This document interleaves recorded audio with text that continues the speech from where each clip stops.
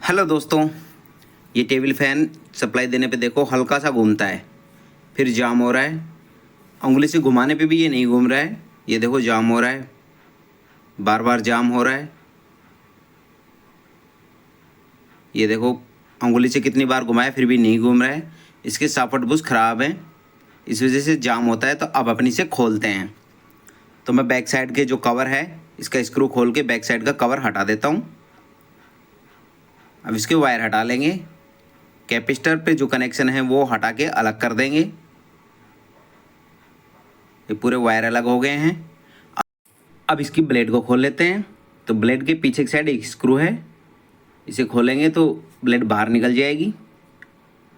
Blade निकालने के बाद में जो इसके जाल पे 4 स्क्रू लगे हुए हैं, ये 4 नट हैं, इन चारों को खोल लेंगे। इन चारों को खोलने से मोटर जाल से अलग हो जाएगी। तो चारों स्क्रूओं को खोल लेते हैं ताकि मोटर को अलग करके हम इसे आराम से खोल सकें। तो 2 स्क्रू खोल लिए मैंने और इन 2 स्क्रूओं को खोल देता हूँ।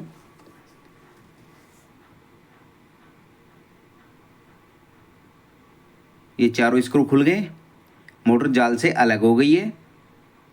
अब मोटर पे भी ये 4 स्टड हैं, इन चारों को खोल लेते हैं ताकि मोटर खोल के हम इसके सॉकेट बुश बदल सकें।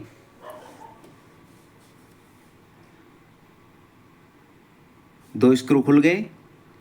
अब बैक साइड की इस पत्ती को बाहर निकाल देते हैं जो बैक साइड के कवर को रोकने का काम करती है। ये कैपेसिटर वाली पत्ती के स्टड को खोल लेंगे और अब चौथे वाले स्टड को भी खोल लेते हैं।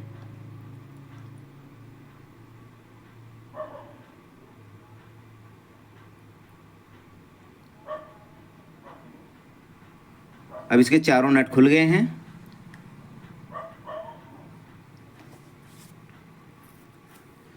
अब बैक साइड के कवर को बाहर की तरफ निकाल लेते हैं।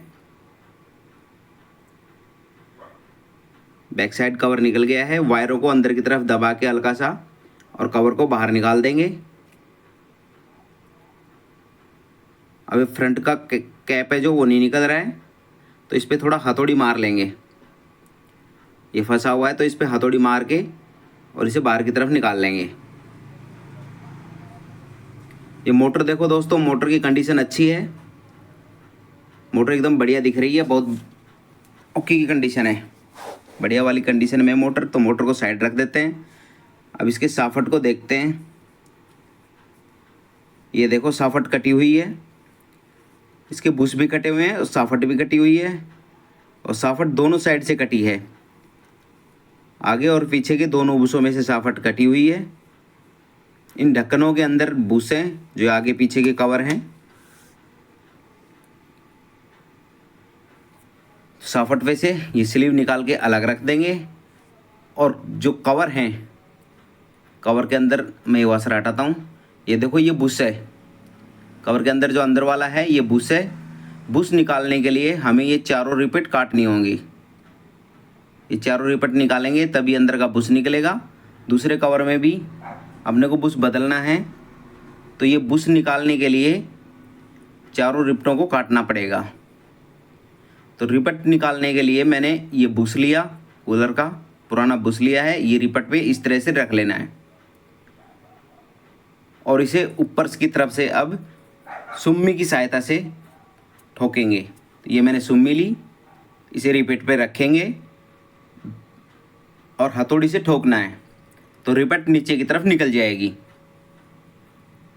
ये रिपट नीचे की तरफ निकल गई है। अब दूसरे वाले रिपट को निकाल लेते हैं।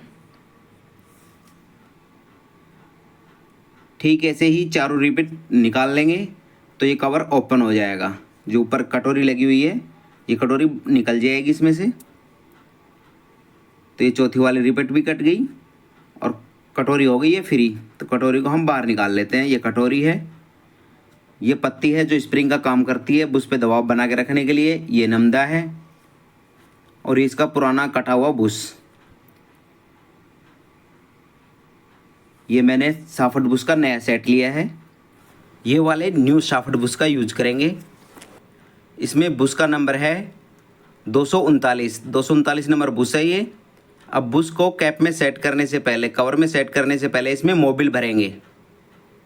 ये इंजन ऑयल है और इसको भरना बहुत ज़रूरी है, नहीं तो इसमें चिकनाई नहीं रहेगी और ये जल्दी ख़राब हो जाएगा। इंजन ऑयल भर के इसे अच्छे से दबाना है। ये देखो इसमें पसीना जैसा दिखने लग गया, बाहर की तरफ भी मोबिल आ गया है। मोबिल भर के दबाना बहुत ज़रूरी है। अब दूसरे वाले बुश के अंदर भी ऑयल डालेंगे और इसे भी अच्छे से दबाएंगे।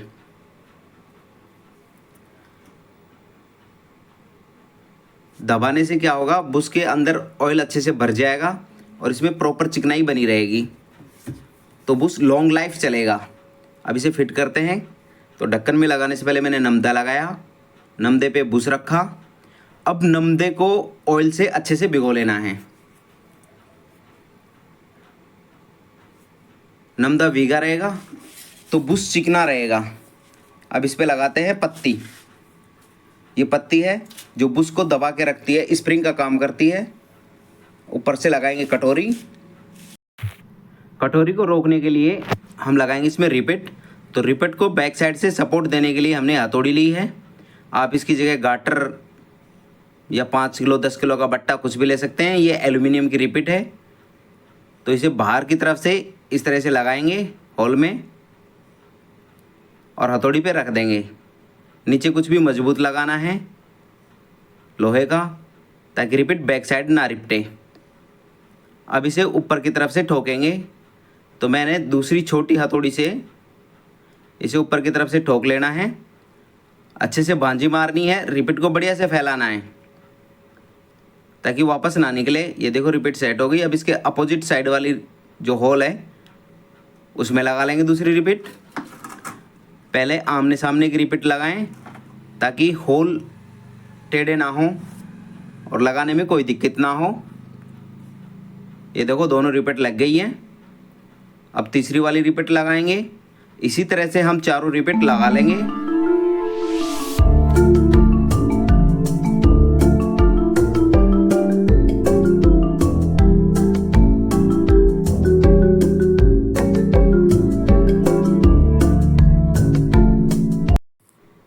चारों रिपिट लग गई हैं।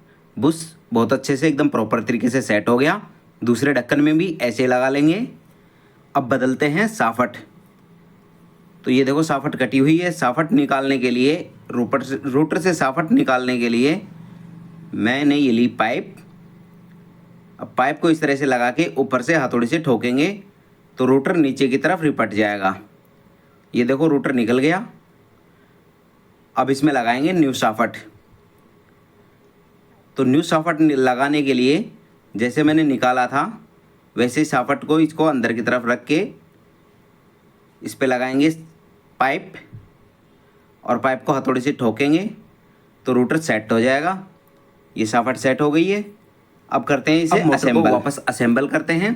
तो असेंबल करने के लिए जो मैंने ये प्लास्टिक की पाइप निकाली थी इनको वापस लगा देंगे आगे पीछे दोनों साइड की। और अब इस पे लगाएंगे वाशर। आगे पीछे वाशर लगा लेंगे। वाशर हमें स्टेटर के हिसाब से भी सेट करने हैं, कम या ज़्यादा तो बाद में देख लेंगे। अभी ये मोटर है, मोटर के ऊपर लगाएंगे हम बैक साइड वाला कवर। बैक साइड का ढक्कन लिया। अब इसमें वायर जो बैक साइड में निकालने हैं, किसी भी होल से हम इन वायरों को बाहर की तरफ निकाल देंगे। वायर बाहर की तरफ से निकल गए हैं। ढक्कन स्टेटर पे सेट हो गया। अब इस पे लगाएंगे रोटर। तो जो साफट है बैक साइड वाली साफट ये पीछे वाले बुश के अंदर डाल ली है। बैक साइड से साफट हो गई, पीछे वाले बुश के अंदर सेट। अब हमें रोटर की पोजीशन देखनी है। तो रोटर स्टेटर के बराबर होना चाहिए।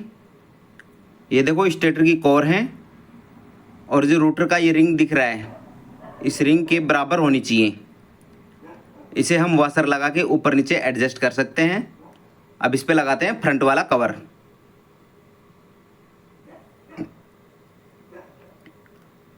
ये मैंने फ्रंट कवर लगा दिया है। अब इस पे लगाएंगे चारों नट। इसके चारों स्टड लगाने के लिए फ्रंट कवर के और बैक कवर के होल आमने सामने होने चाहिए। इनको आमने सामने करके और इस पर ये चारों नट लगा देंगे। तो अब एक एक करके इसमें चारों नट लगा देंगे। स्टड हमेशा फ्रंट साइड से बैक साइड की तरफ लगाने हैं। अगर हम आगे की तरफ लगा देंगे तो ब्लेड से भी टच होंगे और पीछे के कवर को रोकने में भी दिक्कत होगी। तो स्टड हमेशा आगे से बैक साइड की तरफ लगाने हैं। ये चारों नट लगा दिए। अब इन पे लगाएंगे जो पीछे का कवर रोकने की ये पत्ती लगाएंगे। ये पत्ती है पीछे का जो कवर था, जो कैपिस्टर को छुपा के रखता है, वो कवर रोकने के लिए ये पत्ती है। अब इस पत्ती को टाइट कर देंगे। दोनों तरफ से नटों को टाइट करेंगे। नटों को टाइट करने के लिए मैंने ये ली 8 नंबर की गोटी और इस गोटी की सहायता से मैं इन दोनों नटों को पत्ती पे लगे हुए जो दोनों स्क्रू डबरी हैं इनको टाइट कर दूंगा। ये दोनों नट टाइट हो गए। अब मैं एक बार मोटर घुमा के देखता हूँ, फ्री घूम रही है कि हमें एडजस्ट करनी पड़ेगी। मोटर फ्री घूम रही है। अब हमें बाकी के 2 नट भी टाइट कर लेने हैं। तो ये मैंने कैपिस्टर की पत्ती ली है। कैपिस्टर का स्टैंड है जो कैपिस्टर को रोकने का काम करता है। अब बची 2 डिबरियाँ भी लगा लेता हूँ और इनको टाइट कर देते हैं। तो मैंने इनको पहले हल्का हल्का टाइट किया, अब इनको फुल टाइट कर देता हूँ और देखते हैं कि मोटर फ्री घूम रही है कि नहीं। मोटर फ्री घूम रही है। अगर ये फ्री नहीं घूमती तो हमें सेट करनी पड़ती। अब इसे जाल पे सेट कर देते हैं। अब मैं इसे सप्लाई देके चला के दिखाता हूँ आपको। तो मैंने ये स्विच ऑन कर दिया और ये देखो अच्छे से चल रहा है, एकदम बढ़िया चल रहा है।